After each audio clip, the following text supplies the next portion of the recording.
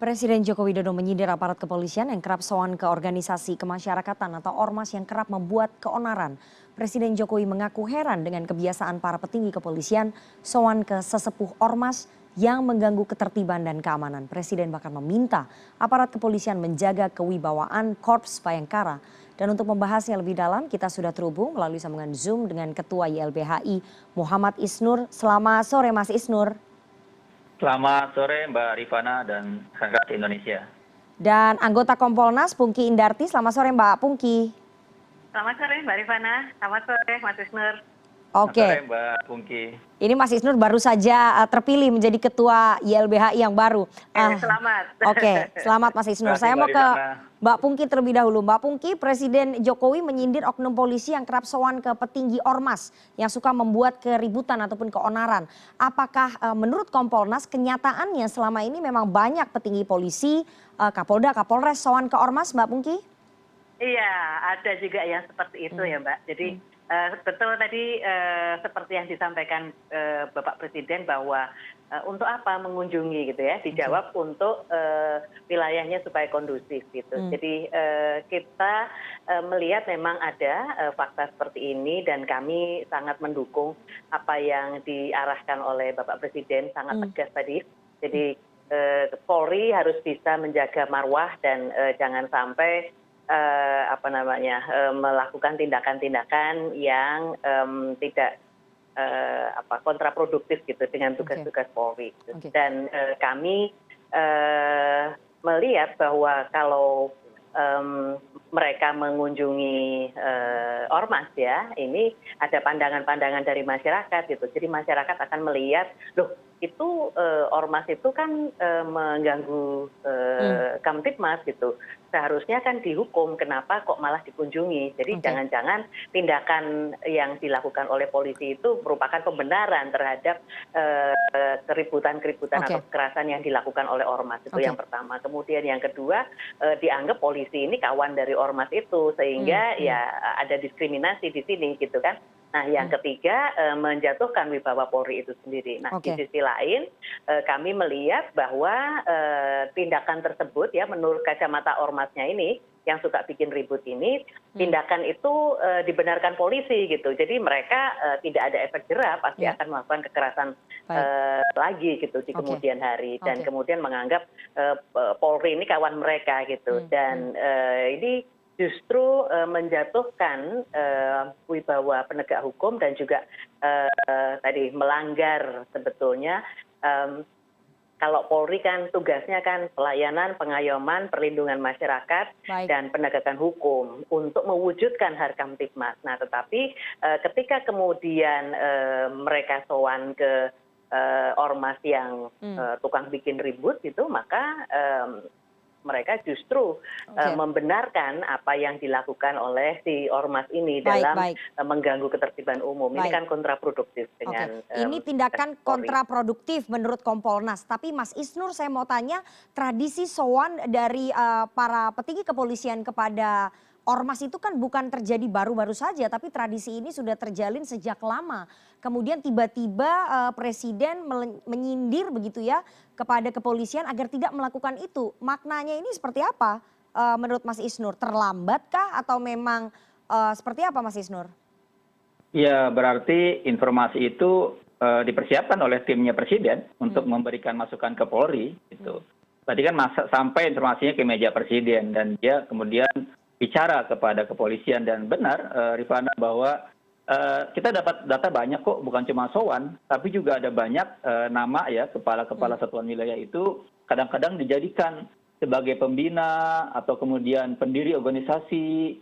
Jadi itu contoh yang selama ini praktiknya memang tidak baik di mana-mana. Saya sih apresiasi Pak Jokowi ngasih warning seperti ini ya, tapi emang yang kedua adalah alangkah baiknya kalau Pak Jokowi sendiri memberikan contoh. Karena masyarakat dengan mudah melihat Pak Jokowi sebelumnya juga menjadi anggota ormas tertentu. Dan bahkan menggunakan bajunya. Itu ada bajunya, ada seremoninya. Bahkan misalnya Pak Jokowi, Pak Wapres juga. Jadi Pak Jokowi memberikan contoh dengan menghilangkan keanggotaan dia sebagai ormas tertentu. Lepas bajunya dia sebagai presiden gitu. Jadi mungkin itu jadi introspeksi ya yang penting dilakukan oleh Pak Jokowi. Yang kedua adalah pentingnya memberikan masukan arahan yang secara komprehensif kepada kepolisian. Jadi bukan hanya soal soal ke ormas ya, tapi bagaimana penegakan hukum ini konsisten dengan konstitusi, tujuannya, mandatnya, di mana kepolisian harus menghargai, menghormati, dan mengayomi hak asasi manusia. Oke. Itu pun yang juga ditulis dalam Undang-Undang Kepolisian. Harusnya itu loh. Jadi ada, bayangan saya sih Presiden ini punya kajian komprehensif bagaimana mereformasi kepolisian ke depan. Demikian Mbak Rifana. Oke, Mbak Pungki, ini sebetulnya tradisi ini sudah berlangsung sejak lama. Tadi dari YLBHI Mas Isnur mengatakan bahwa ada datanya bahwa tradisi sowan ini bahkan menjadi pembina beberapa ormas itu juga dilakukan oleh petinggi kepolisian. Apakah kemudian Kompolnas sejak lama tidak menyoroti ini Mbak, ketika muncul disindir oleh Presiden baru menjadi topik ataupun saran yang harus menjadi bahan evaluasi dan introspeksi dari Polri? Kami memberikan masukan-masukan dan saran-saran ya. Artinya kalau kritik Kompolnas adalah kritik dari pengawas fungsional Polri, pengawas eksternal Polri ya. Dan kita sampaikan kepada mereka. Tetapi yang bisa memaksa mereka untuk supaya melakukan evaluasi atau melakukan refleksi itu adalah pimpinan mereka. Nah, pimpinan mereka itu siapa? Ada Kapolri, kemudian ada Presiden gitu ya, karena Polri ini di bawah Presiden, sehingga sudah tepat ketika Presiden mengingatkan. Tetapi saya setuju apa yang disampaikan bahwa tidak cukup hanya misalnya ormas aja yang disorot, tetapi lebih kepada lebih komprehensif. Nah, yang komprehensif ini sudah masuk sebetulnya dalam apel Kasatwil itu sendiri kan tiap tahunan. Jadi rencana-rencana tahunan itu selalu ada dan disusun, dan kemudian juga selalu mengundang pimpinan-pimpinan, termasuk juga selalu mengundang Presiden untuk hadir, kemudian juga mengundang kementerian atau lembaga untuk memberikan masukan-masukan. Nah, dari situ kemudian masukan secara besar itu akan disusun bersama oleh Polri. Nah, hal-hal tersebut sudah rutin dilakukan, termasuk juga dengan acara, katakan misalnya ini Polri punya grand design gitu ya. Nah, grand design Polri ini akan memasuki fase terakhir pada tahun 2025. Ini nantinya juga kami akan membuat grand design besar bersama-sama dengan Polri. Oke, baik. Itu. Oke, Mas Isnur, ada dualisme cara pandang ya sikap kepolisian yang sowan ke petinggi ormas. Ini satu sisi mereka mengatakan, mereka beralasan ini adalah cara merangkul supaya kondisinya ini kondusif, pendekatannya persuasif. Tetapi apakah itu efektif dilakukan? Mas Isnur, jangan dijawab dulu. Kita akan jeda sejenak, jangan kemana-mana, tetap bersama kami di CNN Indonesia Newsroom.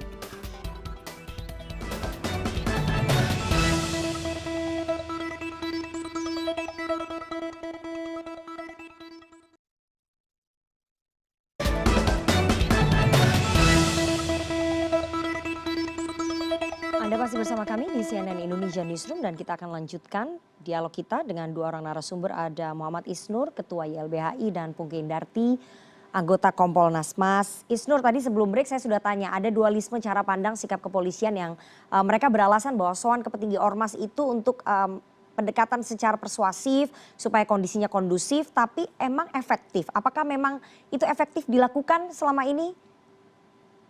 Dalam bacaan dan pengalaman kami, Mbak, justru itu malah menimbulkan pemahaman masyarakat bahwa A itu dekat dengan B gitu kira-kira. Sehingga kemudian ketika di suatu hari ada banyak kejadian, ada banyak pelanggaran hukum, ada banyak tindak pidana nggak diproses, itu ada kecurigaan seperti itu. Kami masih ingat dulu, mungkin Mbak Pungki juga punya banyak riset ya, ketika Timur Pradopo ya, Kapolri mendatangi markas FPI. Dan kemudian banyak pelanggaran dilakukan oleh FPI di mana-mana nggak ditindak. Ada banyak kekerasan ke masyarakat, ke kelompok-kelompok minoritas, itu malah aparatnya bertindak kepada FPI-nya. Ini kan kemudian menimbulkan pertanyaan, ada relasi apa kepolisian dengan FPI? Jika ada waktu itu begitu, itu yang di masyarakat timbul ya pertanyaannya. Pun sama sekarang gitu. Kok misalnya gini, ada demo dari ormas-ormas tertentu, polisi cenderung misalnya tidak melakukan tegas ya, walaupun tanpa izin. Tapi kalau ke mahasiswa, kalau ke aktivis NGO, kok keras misalnya, itu pertanyaan besar akhirnya Oke. timbul di masyarakat ketika ada kedekatan, ada simbol-simbol ya. Kan kalau dalam tradisi politik kan itu simbol sekali ya. Ya. Itu pertanyaan besar, Mbak. Oke, Terima kasih. apalagi kalau ormas-ormas tersebut pembinanya ataupun jajaran pimpinannya itu adalah tokoh-tokoh besar ataupun politisi. Begitu Mas Isnur, itu akan Persis. semakin Jadi itu menambah dimanfaatkan keseganan apalagi dari momentum politik ya. Polri ya. Kritik, itu yang saya kritik saat momen-momen politik, momen-momen pilkada, momen-momen apa namanya pilpres. Bahkan Pak Jokowi sendiri menjadi anggota ormas, itu yang saya kritik. Saya bilang Pak Jokowi jangan begitu. Pak Jokowi juga harus kasih contoh kepada polisi. Jangan cuma negur, tapi juga berikan contoh yang baik. Oke. Itu Mbak. Oke, Mbak Pungki, selama ini memang Kompolnas melihat stigma ya bahwa polisi segan memproses hukum atau menindak anggota ormas besar, apalagi yang pembinanya berlatar belakang politis seperti yang tadi disebutkan oleh Mas Isnur, memang seperti itu, ada keseganan. Mbak Pungki? Nggak dengar suara saya. Oke, Baru dengar suaranya ini. Mbak Mas Pungki? Ari. Halo. Ya, Mbak Pungki, apakah Kompolnas juga melihat bahwa ada keseganan dari Polri begitu ya, dari polisi untuk memproses hukum atau menindak anggota ormas besar, apalagi yang pembinanya ataupun jajaran pimpinannya ini berlatar belakang politis, tokoh-tokoh besar begitu, Mbak? Memang segan polisi begitu?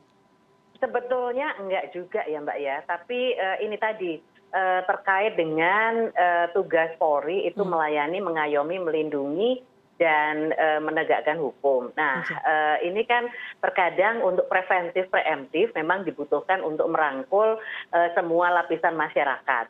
Nah, memang ada misalnya tokoh-tokoh politik atau bahkan anggota Polri ya, pimpinan misalnya, yang menjadi salah satu pembina atau pengurus yang seperti itu. Nah, kalau prakteknya yang saya lihat misalnya, itu mereka juga melakukan penegakan hukum jika organisasi tersebut anggota-anggotanya melakukan tindakan kekerasan.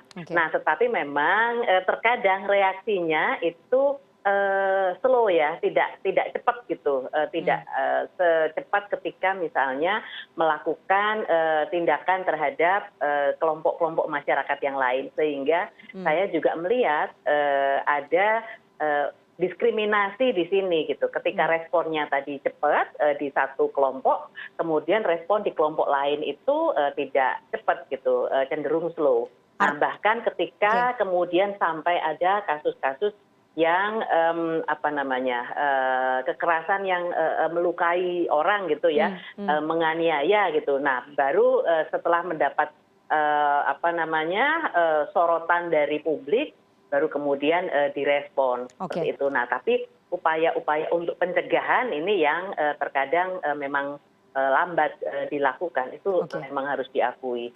Nah, terkait juga dengan pimpinan misalnya dari kepolisian yang ada yang menjadi anggota dulu, pernah ada waktu itu Kapolda, salah satu Kapolda jadi anggota ini ya, satu ormas yang memang ini bikin ribut juga gitu. Nah, itu sebetulnya kalau kita lihat melanggar dari Undang-Undang Polri sendiri. Karena pasal 28 ayat 3 Undang-Undang Polri itu tidak boleh, selama masih menjadi anggota Polri tidak boleh melakukan kerja-kerja yang lain, termasuk juga sebagai pembina organisasi tadi. Oke, terakhir Mas Isnur, singkat saja bagaimana kemudian melepaskan relasi yang dalam tanda kutip mungkin terlalu dekat antara petinggi kepolisian dengan ormas besar-besar ini? Iya, semua insan ya, semua anggota, semua petinggi itu harus membaca kembali semangat kepolisian yang ada di konstitusi. Semangat kepolisian yang ada di undang-undang kepolisian. Termasuk saya juga mengkritik yang terakhir bagaimana kepolisian diperintahkan oleh Pak Jokowi untuk membela investor gitu. Itu hati-hati karena seringkali di lapangan menjadi pemahaman yang berbeda. Ketika di lapangan mau menggusur lahan, menggusur rakyat gitu ya, kepolisian malah berada di orang yang menggusur. Padahal kepolisian juga harus membela rakyat. Harus membela rakyat yang terlanggar hak asasi manusianya gitu. Jangan sampai kemudian jadi malah semacam centeng ya perusahaan-perusahaan yang sedang mau investasi. Itu juga banyak Mbak. Jadi pesan-pesan ini harus jadi bersayap dan hati-hati kepolisian malah semakin jauh, semakin tidak disukai dan semakin tidak melakukan atau menegakkan keadilan. Oke. Demikian, Mbak. Baik, semoga apa yang kita diskusikan bisa menjadi masukan bagi Korps Bayangkara begitu ya. Dan polisi ataupun Korps Bayangkara bisa tetap menjadi pengayom bagi masyarakat dengan tetap memperhatikan kaidah-kaidah sesuai dengan Undang-Undang Polri begitu ya. Dan masukan-masukan tadi tidak terlalu dekat dengan ormas ataupun dengan para investor itu juga bisa menjadi langkah kehati-hatian bagi Polri ke depan. Terima kasih sekali dua orang narasumber yang sudah bergabung pada sore hari ini. Ada Mbak Pungki Indarti, anggota Kompolnas, dan juga Muhammad Isnur, Ketua YLBHI. Sehat selalu Mbak Pungki dan juga Mas Isnur. Terima kasih Mbak Sama-sama. Rifana. Sehat, Mbak Pungki, Mbak Rifana.